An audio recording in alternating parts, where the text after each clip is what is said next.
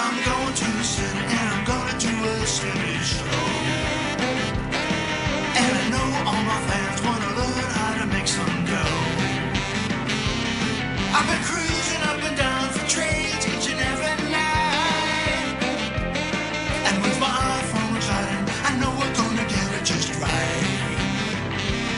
I'll get inside your mind, we'll have a real good time. We're gonna trade today, we gotta trade today. Go askSlim.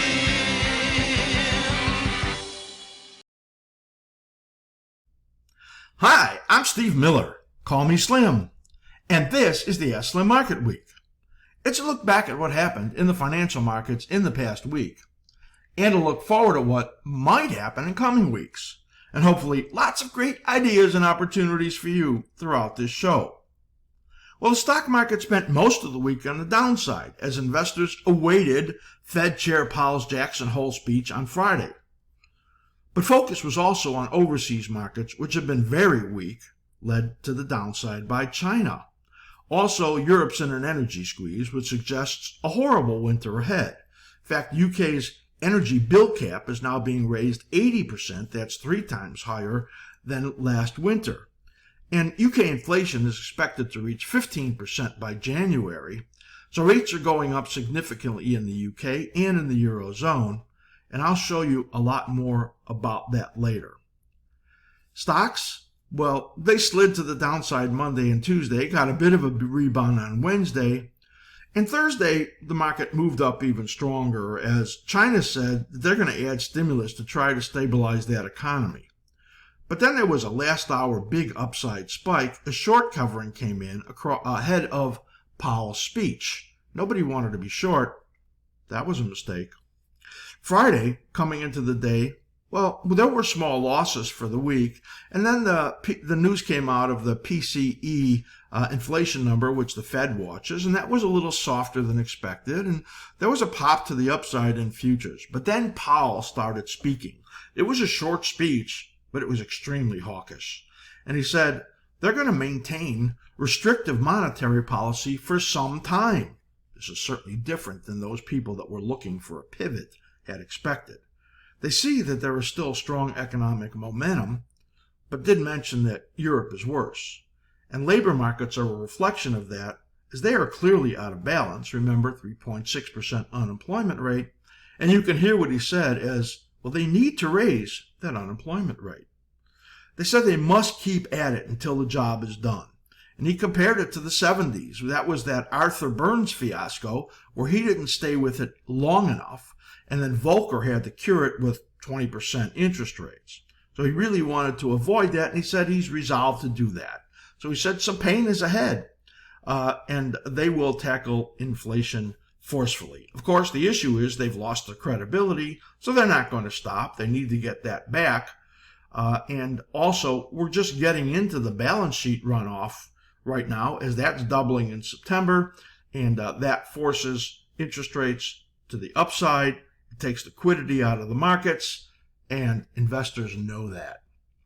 So stocks, they were overall weak for this week, and they had rebounded into resistance after a 17% advance from the lows in June.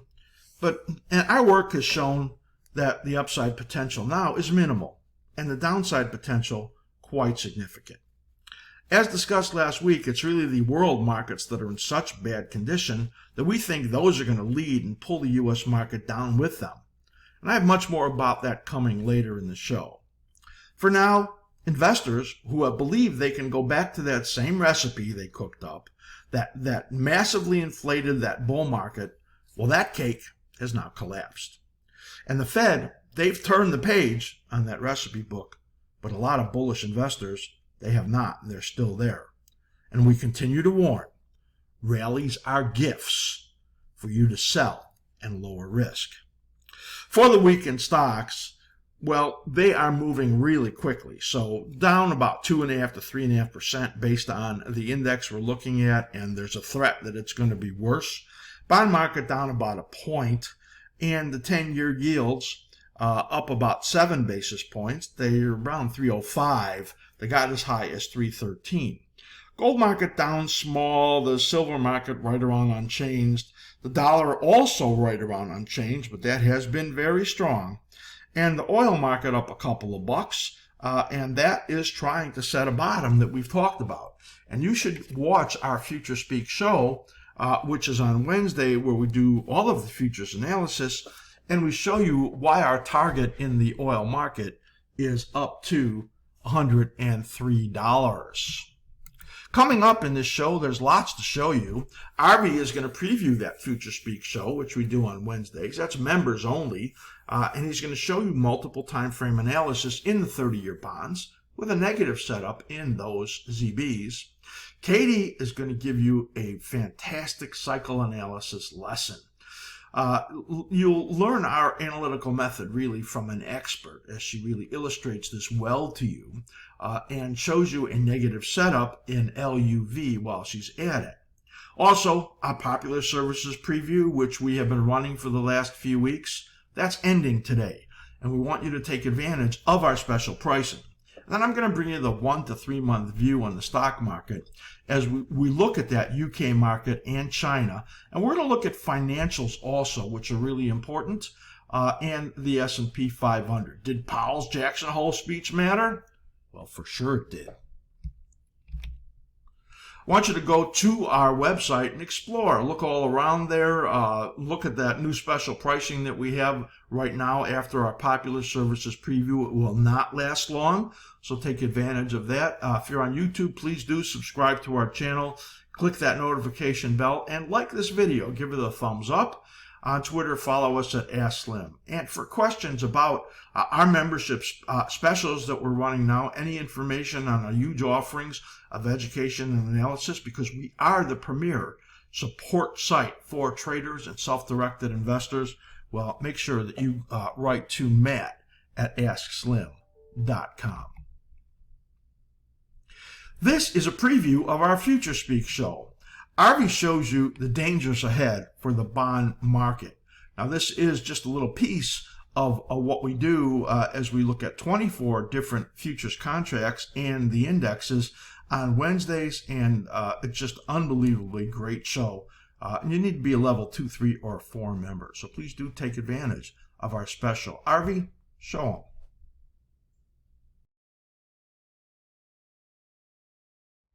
So what we have for the ZB is that there is a key weekly cycle low that had formed on this weekly time frame at 131.01. You can see this is clearly already formed what we believe to be an intermediate term high for this cycle right here. That next cycle low is due, if we go plus or minus 3 bars, that's 1024 to 1128. So that's our overall timing here for that next intermediate term low in the bonds. Very key for us to hold above this low at 131.01. Otherwise, we are in a extremely negative situation here for the 30-year. On the daily chart, again, we have already shown you a much more bullish picture in the yield market, and obviously that is showing up here as a breakdown in the 30-year here as well, as we have this nice move lower, a bearish downturn in the slim ribbon. Rallies are likely to fail, and we'll look for lower going out into the early part of October. That's what the highest odds are on this short-term pattern here. Now, we are looking for a near-term low to form here, and that low is due 826 to 96. Once we have a swing low, we will then draw our levels on the upside, where we will look for a short side opportunity in the ZB. But some of the evidence here, if we look at the yield market along with the notes as well as the bonds, is near-term low that is likely a bounce. That bounce will likely fail, and we'll be looking for risk that goes out into the fall here in the treasury market. So not a great picture, and certainly an interesting short side opportunity coming here in the treasuries. If we go ahead and add our levels, let's do that. We have a 78.6 at 134.07. We are looking at the 61.8 at 136.23. So see if that bottom forms around that zone and we get that lower high. followed by another wave on the downside.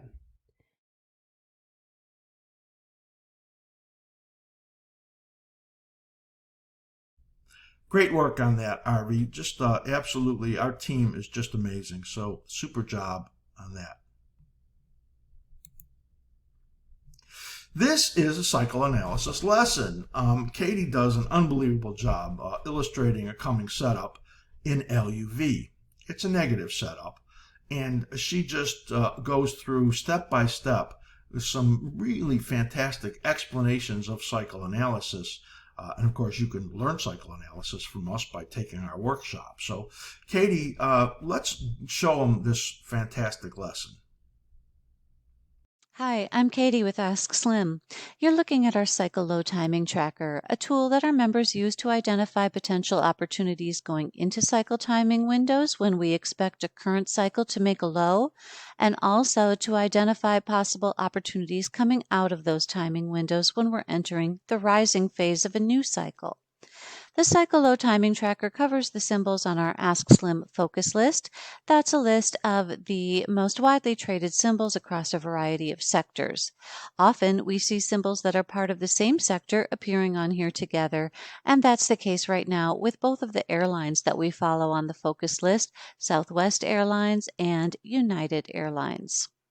They are both in the cycle timing windows on the daily chart. That's why they're found in this box and this column on the cycle low timing tracker. So the cycle timing window is a period of time when one cycle is bottoming and we're expecting a move up into the rising phase of the next cycle, but that does not always mean a bullish setup.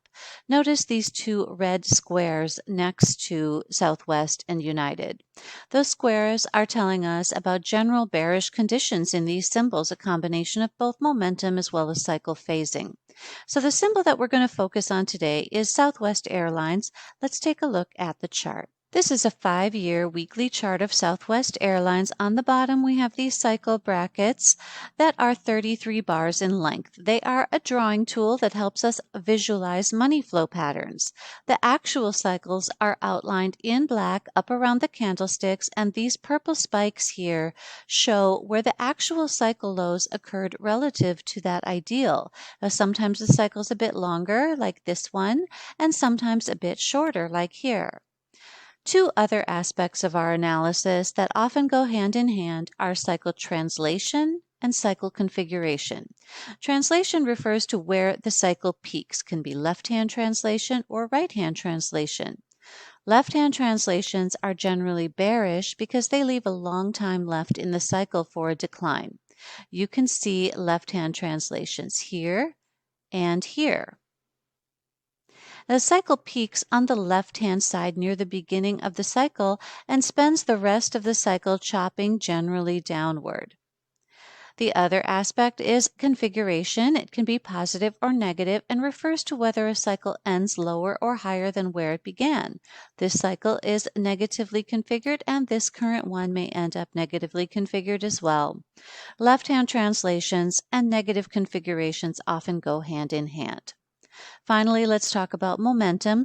We show momentum on our weekly charts with our proprietary reversal scout. That is this green and purple ribbon on the chart. So notice how it turns purple shortly after the cycle peak forms. This helps us identify left-hand translations. It also turns green after a cycle bottoms, and that helps us to confirm the rising phase of the new cycle.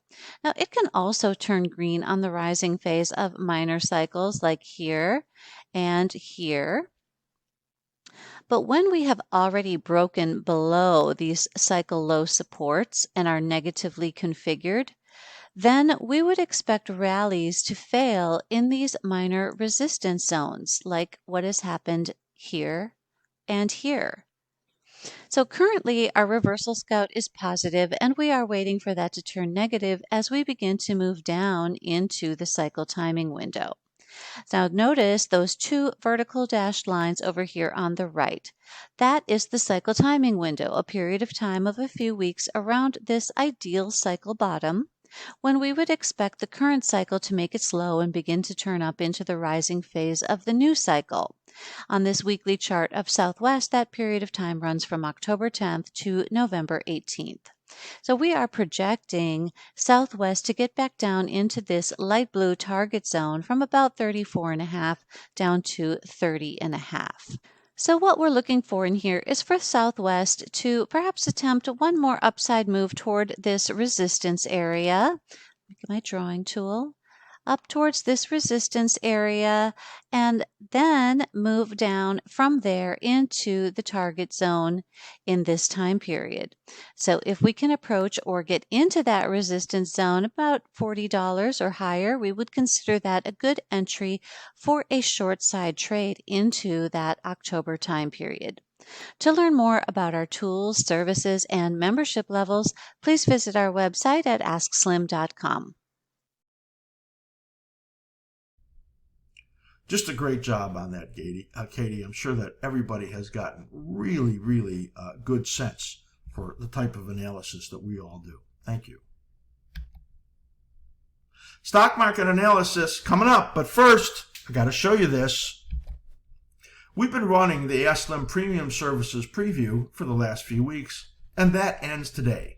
So all of you out there, and let me tell you, there was a huge number of people that took that special. Well, your access to our content ends today. We are offering special pricing now that has ended, and you can find that pricing by going to the askSlim website. So don't miss out on these special prices. Just go to the top of the askSlim website for those specials, or write to Matt at askSlim.com. This is that askSlim website. I want you to see right up on the top right. If you click on that, learn more, that's going to take you to the page with all the explanations of the specials that we are running right now. So you'll get all the information that you need there, and you'll be able to sign up. And again, thank you to the huge number of people that took our premium service preview that has now ended today. All right, stock market analysis. We're going to look at the UK market. Last week we looked at the stocks 50. That's the top weighted stocks in Europe, 11 different countries. I want to focus on the EWU today because there's so much discussion about the real problems that the EU is in and that the UK is in regarding energy issues and massive inflation there, and the need to really raise interest rates. And that has these markets in a lot of trouble. China, it is in its own trouble. And I want to show you the financials, which are so important to our markets here in the U.S. And they often provide leadership or show distinct lack of leadership, or maybe leading on the downside, which I'm going to show you. And I'll take a little peek at the S&P 500 short term also, and I think you're going to find that really exceptionally interesting. So let's switch over now to the chart as we look at EWU. Now, if you didn't take that little lesson that we showed, that Katie showed you earlier in the show about cycle analysis, you should go back and watch that. She just did a fantastic job. And you will see that the analysis pretty much is carried across all of the work that we do in this style in this method that we have. Now, the bottom on here is cycle brackets. They're just a drawing tool. And what we're comparing in here are the energetic or money flow movements of the FEZ to the UK. So we're looking at a weekly chart here in the UK. And when you have these upward cycles, in other words, they configure in a way that the highs are lower and the lows are, the highs are higher and the lows are higher, those are what we call bullish configurations. And in this case, the market was moving up very strongly, and that's over in 2020, 2021. You'll note in here that what happened was it made a new high, which was expected, but then this break in here made a lower low, and that gives you this negative configuration right here. Then what happened was there was a significant break in the market. So I'm just going to grab a line in here. This is where that cycle low was. And when it goes underneath that cycle low, it proves to you that it's configuring negative again. And then there's a lot of time left. So you can see in here, there was a minor cycle and a dominant cycle. And when they get into these final stages is when you get the biggest selling. You could see that here and here and here, and that's coming right in here. This was a sell zone that was set up based on the magnitude of decline in here, and you could see it just got perfectly into the sell zone and then turned down again. So you have a very weak condition in here, and the likelihood that the European market is going to break below this low, the UK market, get below here at 27.88, maybe get down to this area at 26.80, which are fib extensions down there. This says that the market is going to be weak into October, potentially into November, between these two lines right over here. So this is an example of a European market that is in a lot of trouble. And based on our analysis, the odds of going down are much higher than the odds of going up. Let's take a look here as we switch over and look at FXI, which is the Chinese market. And you can see in here a very similar condition. Now, these yellow ovals that we're looking at are periods of risk. That is where these cycles are in their final stages. And you can see you get these sell-offs in each one of them. And now we're coming right into here. This is into October and November. The likelihood is high of getting under this level, 26.13, potentially getting down here to 24.40, which is where we have that projected right now. And again, October, November, there is a lot of weakness projected in there. So you could see these world markets that are significant, they are really in a very, very bad shape. And it is likely that those are going to lead the U.S. markets to the downside. Now, one comment I made before was how important the financials are to the U.S. market, and I want to switch over here and look at XLF. Now, again, what we're looking at are these configurations in here. You had a very bullish condition that was driving this up in this bullish configuration. It said that the next cycle should make a new high, and it did. You can see that. And it said the next cycle should make a new high, and it did. You can see that. But then look here, it broke that, and it had all of this time to fall. Just absolutely mind-boggling how perfect that was. Then when the market rallied, you would expect it to rally into the resistance and fail, and that's what's going on right now. While there may be a little bit of room in here to continue to try to bounce up, it really looks like there's a lot of risk in here. And this cycle trough goes out to March of 23.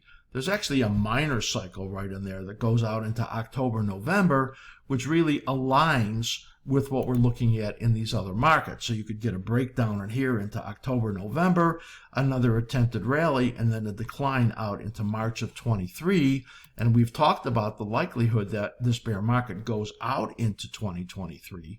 And when you look at the XLF, that aligns with that. Now, one more thing I want to show you in the XLF, and that's this chart right over here.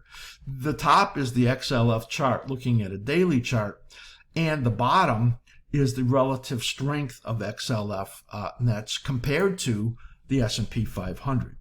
Now, when the market's going up, it's usually led by good relative strength in the XLF, and that drives the market up because the financials look good.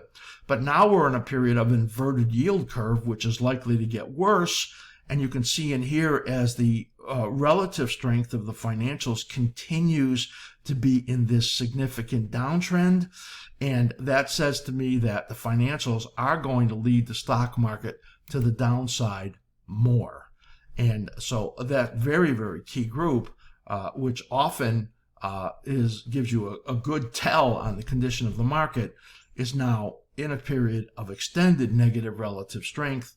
And that which makes that happen, which are yield curves that where they have to borrow short at higher prices and lend long at lower prices, that puts them in a condition of very difficult to make money. So the financials are in trouble, and that really says the stock market is in trouble.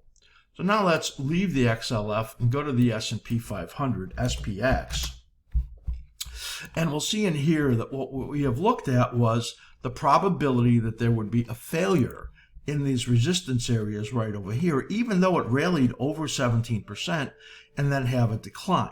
Now, because of the length and magnitude of this rally, we have an alternative in here where it may only pull back down to just under 4,000. This support down over here is about 3,900, and it looks to me like that might be the area where it stalls, and then you get another rally in here, and then that big decline that we're looking at out to March, April. So the bear market would just simply continue. In that case, you'd probably get another rally over here that would hook the bulls again and then move down again. This is the scenario that we looked at that said that there would be a likely resumption to the downside. So again, that resumption looks like it will decline out into late September to sometime in October, and it could simply be just another 120 points to the downside in S&P. It seems like that's not very much. I think it would be more than that as you look at the potentials for some of these lower prices. So best case I'm going to make is around 3980, maybe 3900. And then you can see that red line coming down right over there. That was the original very negative projection taking out this low. I'm not sure about that anymore, but I am very positive about this risky area that we're in right now, this yellow zone you can see in here, period of risk September, October, taking it down over here.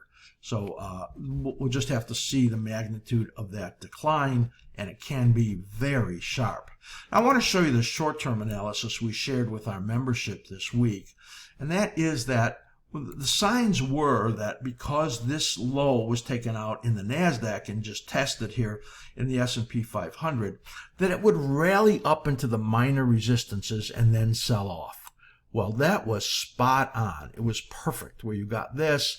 And the short-term analysis now points to another maybe 5-6 days on the downside. Here's that area right there, that support of around 3980. I wouldn't be surprised if it got there. Probably another attempt of a bounce in here. And then this is a big period of risk where they could really throw them away. And you got to be real careful in this period in here of September, mid-September to late September, early October. There is a lot of risk during that time period. So that's a look at the daily. This is a look at the weekly, all in periods of risk right now. And as I said, the world markets, as I showed you in the EU and the FXI, they're in very bad shape. The XLF showing a negative influence on our market overall, and these conditions are bad. And the likelihood of a rally that holds is quite small. The likelihood of large sell-offs like you see here today, with right now, as I'm speaking, the S&P 500 down over 90 points, well, I think there's more of that ahead. That is our view of the stock market, 1 to 3 month view plus a little short-term peek at the S&P 500. I hope you found that to be extremely valuable. I want to remind you that our special is now over, where we were giving free access to our popular services and a preview of that, but we're now running specials with 35 to 50% off. And you can go to the askSlim website to the top of the page, click that Learn More button up on the top right, and you will then be able to sign up at a huge discount for any of our 4 different memberships levels that we're offering there. So do subscribe to this channel on YouTube. Click the thumbs up in there. That helps us. Watch our member videos in the playlists. I think you'll get a lot of information there. On Twitter, follow us at askSlim. And any questions that you may have about our huge offerings of education and analysis and what is the premier support site for traders and self-directed investors, write to Matt at askSlim.com. That's everything I'm going to show you today. I want you to be extremely careful because it is so crazy out there. And I'm always wishing you great trading. Well, I'm going to sit and